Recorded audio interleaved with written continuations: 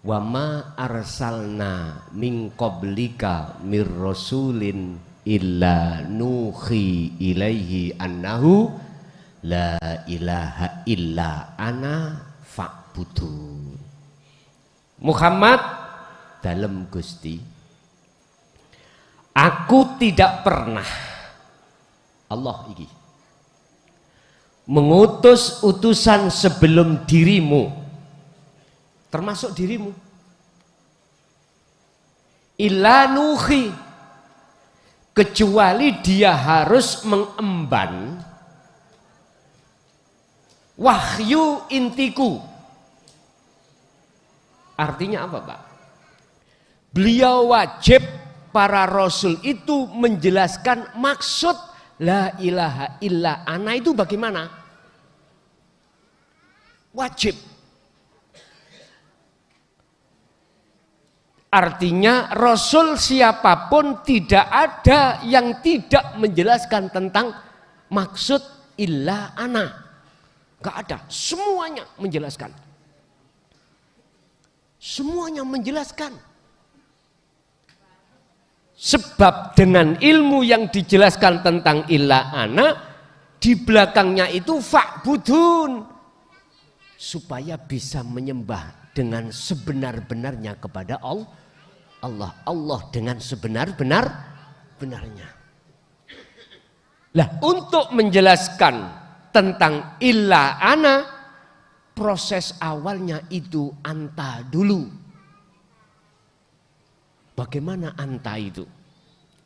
Dikupas. Akhirnya di dalam anta itu engkau atau kamu, berarti kalau kita bicara kamu dalam arti bahasa berarti dekat. Kalau huwa jauh, apalagi apalagi Allah, nama. Makanya sering saya katakan, selama ini saya bicara Mbak Desi Ratnasari, tapi wujudnya gak tahu ketemu. Apakah itu dikatakan cinta yang benar? Tidak, nggak bisa. Kalau sudah bicara tauhid anta, sudah merasa kalau Allah itu dekat pada kita, maka kita ada dalam hati akan muncul satu kesadaran bahwasanya kita selama ini menjauh dari Allah. Mengatakan Allah jauh, kita berlaku dolim pada Allah. Sehingga mengapa dalam surat Al-Anbiya 87, subhanaka inni kuntu minadz dolimin. Merasa dolim selama ini kita, kesadaran ada. Karena Allah sudah dekat. Nah, disitulah nanti ada yang namanya tahapan-tahapan di dalam anta.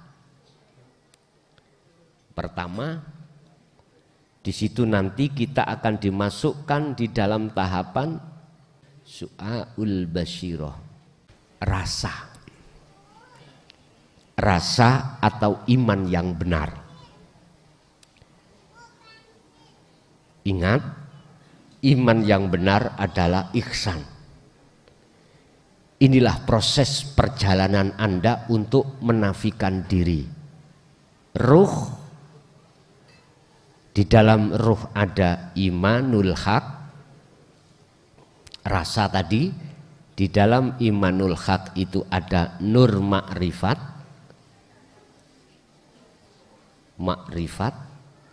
Di dalam nur ma'rifat ada Allah.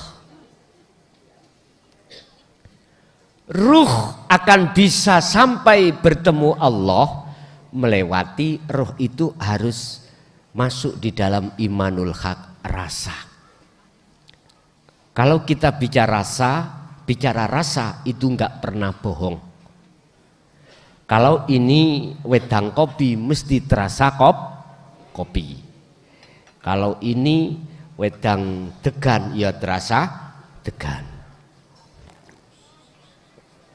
Kalau enggak percaya jajal. Iya. Artinya imanul haq itu jatuhnya di ihsan. Jatuhnya di ihsan. Jatuhnya di ihsan. Ihsan itu benar. Sebab apa? Sebab hati jenengan itu sudah menerima dinut tauhid. Akhirnya muncul rasa yang benar. Muncul iman yang benar.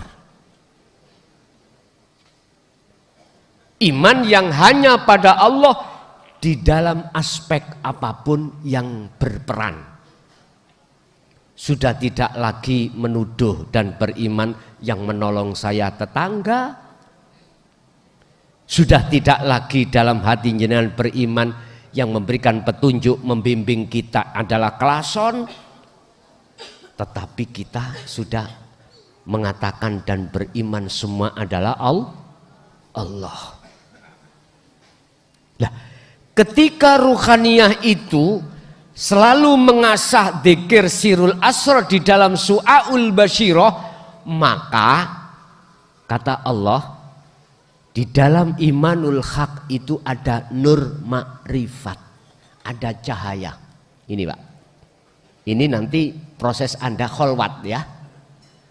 Kalau secara khusus nanti Anda akan menemukan satu cahaya makrifat masuk di dalam satu alam yang Anda tidak tahu siapa-siapa, alam yang tak terbatas, padang, terang benderang, enggak panas, tapi terasa dingin. Tidak ada siapa-siapa. Itu kalau nanti sudah kholwat. Loh, di dalam nur makrifat itu ada Allah. Laksana gini Pak. Kegelapan alam muhadharah ini kita bicara masalah jasmaniah ya. Tadi kan secara rohaniah.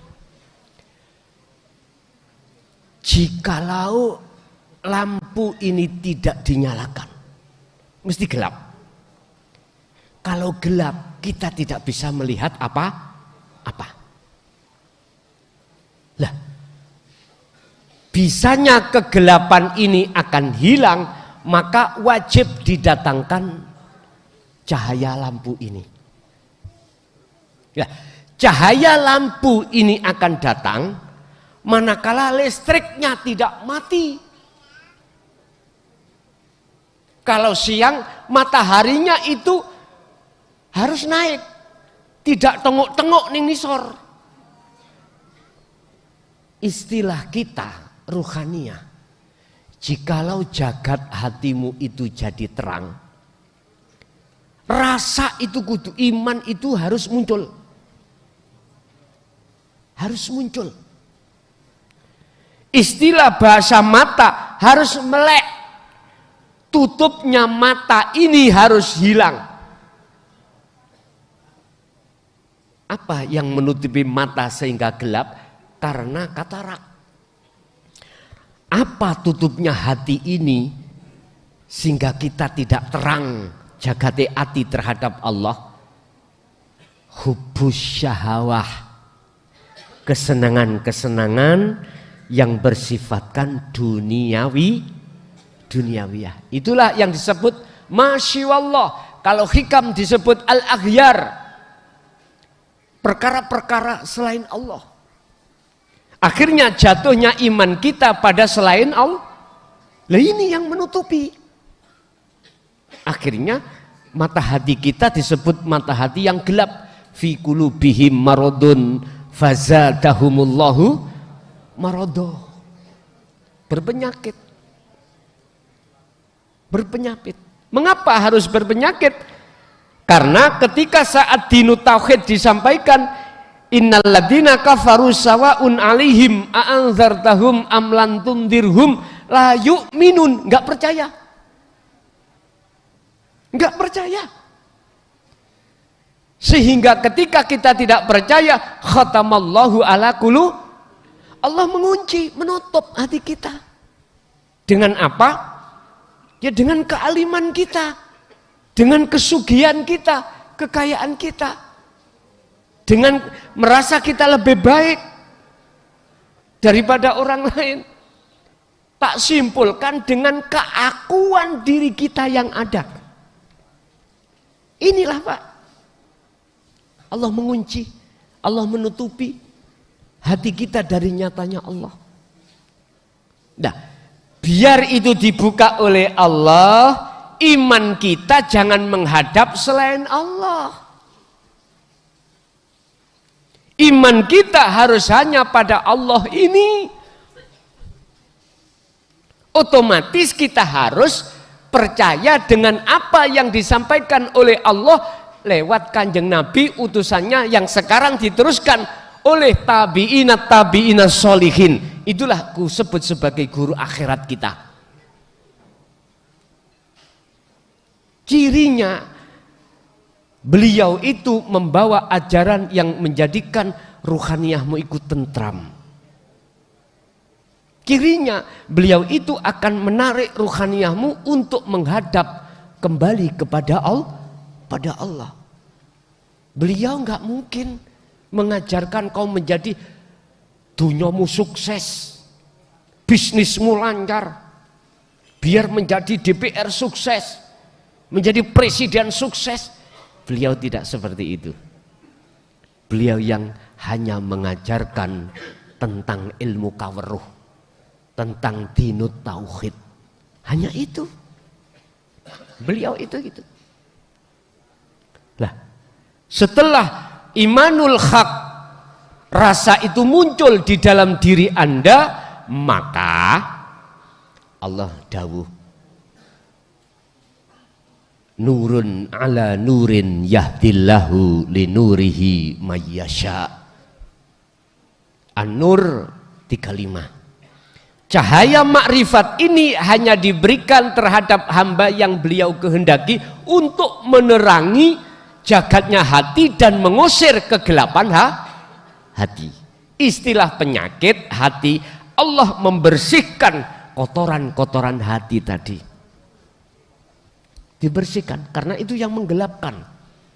Diusir oleh Allah. Qul ja'al haqqu wa zahaqal batil innal batila kana zahuqa. Jelas. Berarti nur makrifat itu hanya diberikan hamba yang selalu fal ya'mal amalan sholihan, berzikir, baru cahaya datang. Ketika cahaya datang, gelapnya hilang badan. Hilang seketika itu. Yang tadinya kita tidak bisa melihat di depan kita ini ada apa, ketika lampu ini menyala maka terlihatlah semuanya. Artinya apa Pak Bu? Ketika nur makrifat itu jatuh di dalam hati Anda, maka sing nyoto yang nyata itu hanyalah Allah. Selainnya tidak nyata, fana, termasuk keakuan diri, fana. Berarti yang menjadikan padang itu nur makrifat ya? Bukan. Gus tambah bingung aku ngaji. Mau cari katanya cahaya itu yang mengusir kegelapan. Kok sekarang tak tanya kok bukan? Ngetutno sampean tambah bingung kabeh aku ngaji nih. Gak apa-apa bingung sih. Biyen aku ya bingung. Tapi bingungku dulu itu gak seperti bingung jenengan. Bingungku dulu itu nyun sewu, oleh karena masyayikh itu menyampaikan dengan bahasa kinayah, isyarah, tambah bingung. Nek jenengan ora. Berarti yang mengusir kegelapan itu adalah listrik, mang lho Pak. Coba listrike ora muncul apa muncul cahaya? Berarti yang mengusir kegelapan itu bukan cahaya tapi hakikate yang mengusir nafsu kegelapan ini bukan nur makrifat tapi hakikatnya adalah hidup. Itulah Allah Subhanahu. Nah, kudu sampean sendekno ning kono. Memang secara dohir proses keilmuan ini ruh imanul haq nur makrifat seperti cahaya ini yang menghilangkan kegel.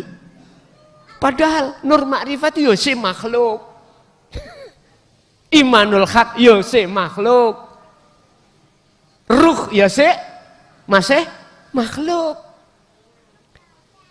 Sampai nek kepingin mi'raj iku hanya sekejap ketemu Allah, langsung ae aku Allah.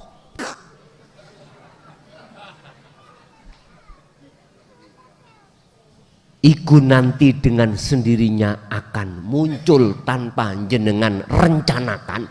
Sing penting jenengan sakniki ngembangno imanul haq, nur makrifat akan dijatuhkan Allah, akan muncul sendiri.